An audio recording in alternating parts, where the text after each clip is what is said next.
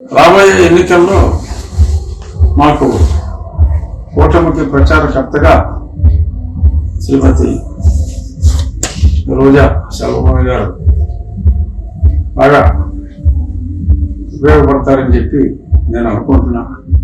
అది ఎలాగంటే మీకు డౌట్ రావచ్చు, పోటీ చేస్తున్నారు కదా అని. అది ఎలా అంటే ఒక చిన్న వీడియో చూపిస్తా, ఒక 30-40 సెకండ్ల వీడియో. అది చాలు మాకు. ఈరోజు ఆడవాళ్ళని హింసించడం ఎక్కువైందంటే దానికి కారణం మద్యం. ఆ మద్యం వల్ల మీరు అనుభవిస్తున్న కష్టాలు, ఈ రోజు క్రైమ్ రేట్ ఏ విధంగా ఈ మద్యం వల్ల పెరిగిపోతూ ఆడవాళ్ళ మీద అట్రాసిటీ పెరుగుతున్నది.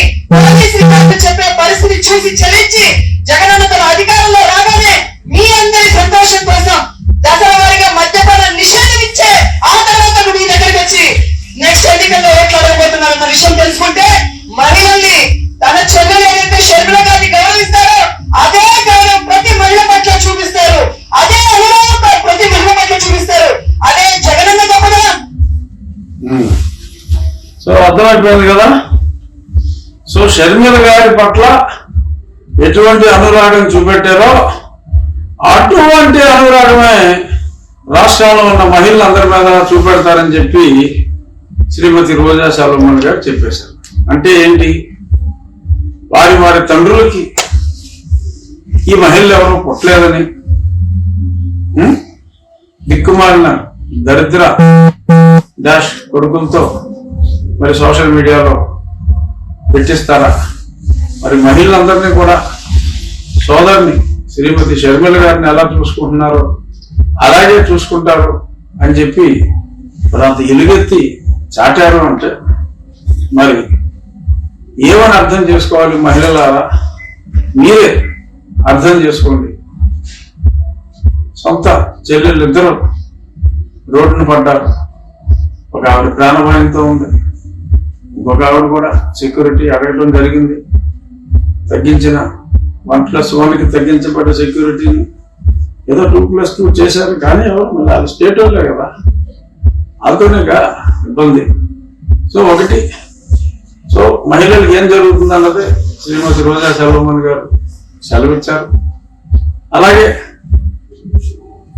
మద్యపాన నిషేధం గురించి ఆ తండ్రి కొడుకులు వచ్చి ఏదో మాట్లాడుతూ ఉంటారు, నమ్మొద్దు. మళ్ళీ జగన్మోహన్ రెడ్డి గారు చెప్పారు ఓట్లే అడగనని చెప్పారు. అసలు వారీగా ఎలక్షన్ నాటికి పూర్తిగా నిర్మూలించకపోతే ఓట్లే అడగనని చెప్పి కూడా చెప్పారు. మరి ఇప్పుడు దానికి ఏమంటారు? సేల్స్ పెరిగిపోయి జనాలు జేబులుగా చిల్లులు పడి మరి సేల్స్ ఎక్కువ పెరగలేదని చెప్పడం కోసం సొంతంగా సెకండ్స్ లో మద్యం తీసుకొచ్చి అదే సొంత మద్యపాన తయారీ కంపెనీల నుంచి భూముల దగ్గర నుంచి మనుషులు తాగితే డామ్ అయిపోయే లిక్కర్ అంతా కూడా మార్కెట్లో దొంగసరికి అమ్మేసుకుని సేల్స్ పెరగలేదని చెప్పి దొంగసరికి అమ్మేసుకుని చెప్తూ మరి ఇంత మద్యం విషయంలో ఇంత దారుణంగా అక్రమాలు చేస్తున్నారు. ఆ మద్యం మీద అప్పు రేస్ చేయడం కోసం తాలూకా ఆఫీసులు, కలెక్టర్ ఆఫీసులు ఇవన్నీ కూడా విశాఖపట్నంలో ఎలా తాకట్టు పెట్టారో కూడా మనం అంతా చూసాం. సో రోజా గారి వీడియో ప్లే చేస్తే ఆవిడ ప్రముఖ సినీ తార, రాజకీయ నాయకురాలే కాదు.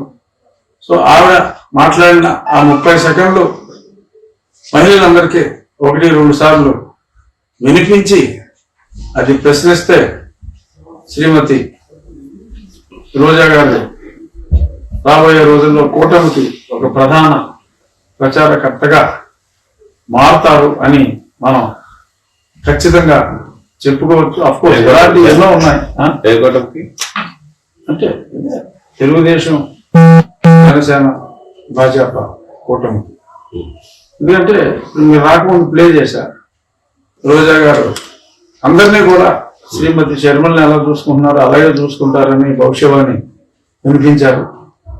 అంటే తరిమేస్తే పర్వాలా, అసలు వాళ్ళ మహిళలు ఎవరో వారి తండ్రులకు పుట్టలేదని ఇటువంటి క్యాంపెయిన్ కూడా